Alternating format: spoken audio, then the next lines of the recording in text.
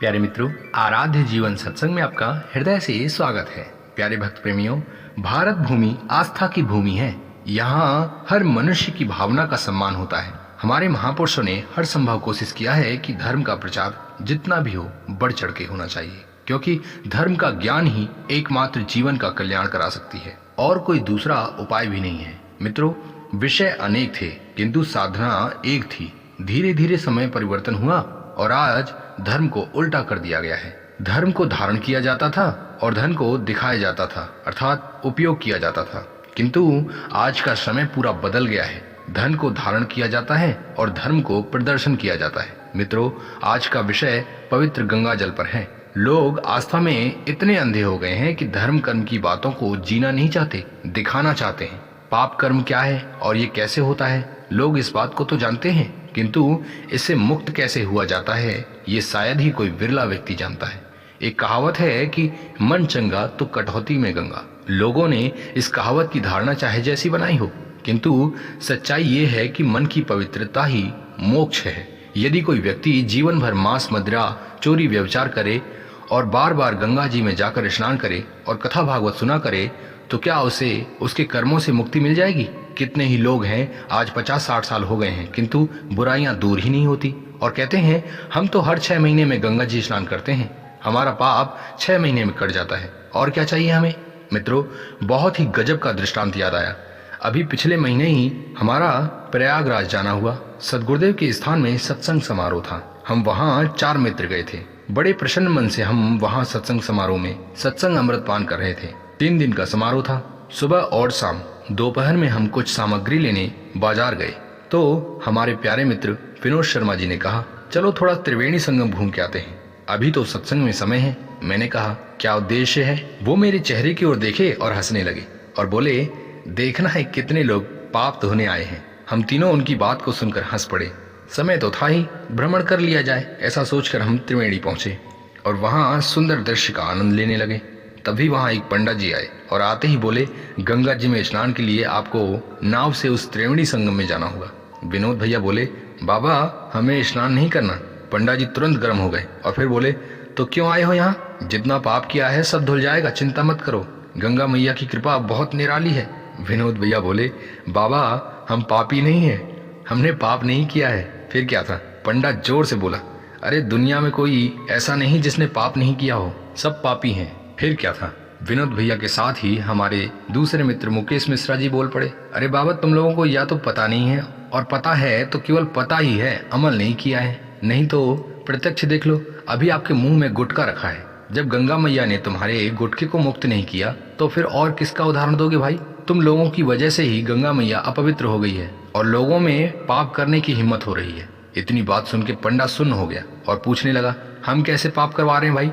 मुकेश मिश्रा जी बोले, भाई आपके पास 10 रुपए हैं और अगर आप 10 रुपए खर्च करके 10 रुपए कमाना जानते हैं तो फिर तो आप 10 की जगह 100 खर्च करेंगे और 1000 कमाएंगे। पंडा बोला, भैया सब पुजारी भागवताचार्य और विद्वान कमा रहे हैं तो हम क्यों ना कमावें? मिश्रा जी बोले, सही बात है कि दुनिया भर के पाप कर लो और गंगा जी में डुबकी लगा लो, ये अच्छी व्यवस्था बनाई है तुम लोगों ने और तुम्हारे पूर्वजों ने। पंडा जोर से बोला, जवान संभाल के बात करो। मिश्रा जी की बात उसे चुभ गई थी। विनोद भैया बोले, बाबा तुमने ये कला कहाँ से सीखी है? पंडा बोला, मैंने अपने पिताजी से सीखी है। विनोद जी ने कहा, भाई तुम मिश्रा जी सही तो कह रहे हैं, ये व्यवस्था तुम्हारे पूर्वजों ने ही बनाई है और तुम्हें कमाने खाने से ज्यादा कुछ नहीं पता। हमारी चर्चा चल ही रही थी कि वहाँ एक और पंडा जी आ गए। फिर तो हम समझ गए, अब तो यहाँ चोर चोर मौसेरे वाली कहानी चलेगी। दूसरा पंडा आते ही बोला, क्या हो गया भाई? पहले पंडे ने सब बात बताई तो वो पंडा जोर से हंसने लगा और उसने उस पंडे से कहा, बेवकूफ तुझे क्या लगता है गंगा जी में पाप धुलते हैं? अरे गंगा जी में पाप नहीं पुण्य धुलते हैं। फिर क्या था? हम चारों हंस पड़े।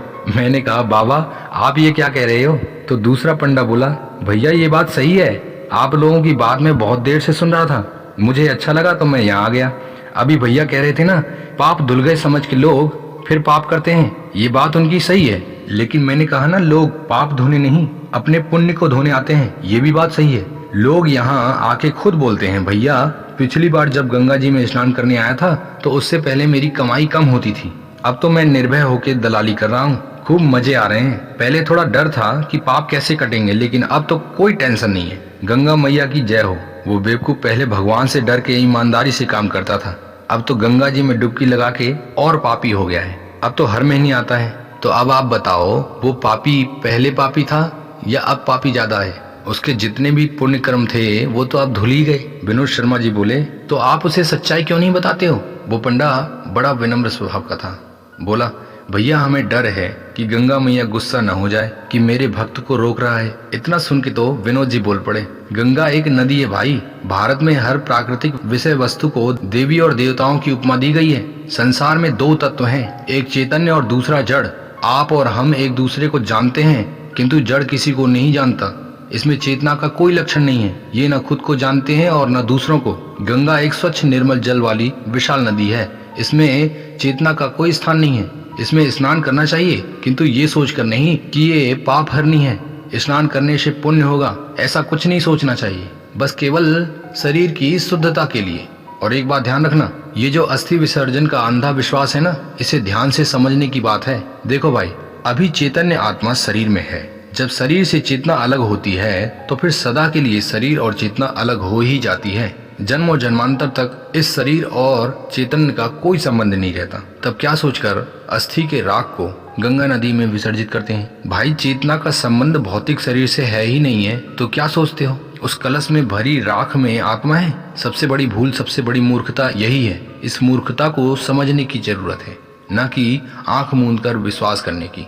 वो पंडा बोला, भैया आप बात तो सही कह रहे हो, लेकिन ये सब तो कथा पुराणों में लिखा हुआ है, तो वो क्या सब झूठ है? शर्मा जी ने कहा, तुमने सही कहा। ध्यान रखना, सारी पुस्तकों का रचयिता एकमात्र मानव ही है, जो विवेक तर्क लगाकर सभी के हित के लिए सुंदर रचनाएं करते हैं। उस समय की रचनाओं में अब काफी शब्द अर्थ जोड़ दिए गए हैं, जिसमें काफी परिवर्तन दिखाई देता है। बिना तर्क की बातें पुराणों में ज्यादा मिलती हैं और इन्हीं का बोलबाला है। ये कथा पुराण कहने वाले ही तर्क नहीं लगा पाते कि क्या सत्य है और क्या असत्य है।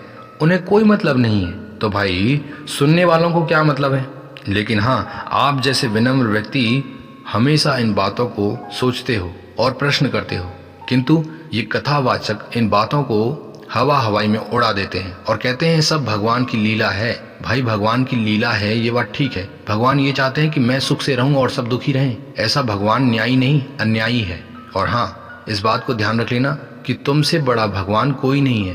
वो पंडा शर्मा जी की बात से गदगद हो गया और बोला, भाई तुम जैसे आदमी अगर कथा करने लग जाएं तो भारत की दशा ही बदल जाएगी। शर्मा जी बोले, इसमें कथा कहने की जरूरत नहीं है भाई, इसमें विवेक लगाने की जरूरत है। कथा कहानियां तो मूल बात को कैसे समझाया जाए इसलिए कथा का निर्माण किया जाता है, लेकिन समाज को मूर्खता की ओर ले जाने वाले धूर्त लोग केवल अपनी भलाई की सोचते हैं। इन सब बातों को सुनने वाला पहला पंडा वहां से चुपचाप चला गया।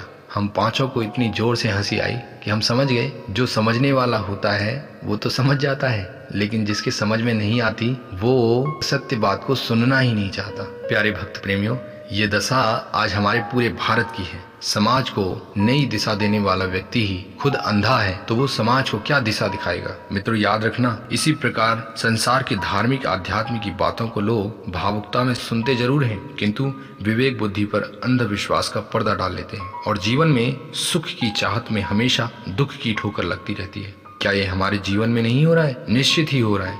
सबसे बड़ी बात याद रखना, आध्यात्म ही जीवन को पूरा आनंद देता है, किंतु आध्यात्म ही झूठा हो तो आनंद की कल्पना भी नहीं की जा सकती। प्यारे प्रभु प्रेमियों, धार्मिक स्थल का महत्व संतों के दर्शन तथा सत्संग से बढ़ता है, और यही सत्संग झूठा सत्संग बन जाए तो हमें क्या मिलेगा? उल्टा हमारा ही नुकसान होगा। इसलिए सत्संग में तर्क सिद्ध बातें न हो तो उन्हें सुनना भी नहीं चाहिए। प्यारे भक्त प्रेमियों, आज की ये प्रेरणा आपको कैसी लगी? कृपया हमें कमेंट जरूर करें और ऐसे ही आध्यात्मिक ज्ञान के लिए अपने आराध्य जीवन सत्संग से यूं ही जुड़े रहें। अपने तन और मन का विशेष ख्याल रखें। इन्हीं शुभ मंगल कामनाओं के साथ नमस्कार, धन्यवाद, जय हिंद, वंदे मातरम।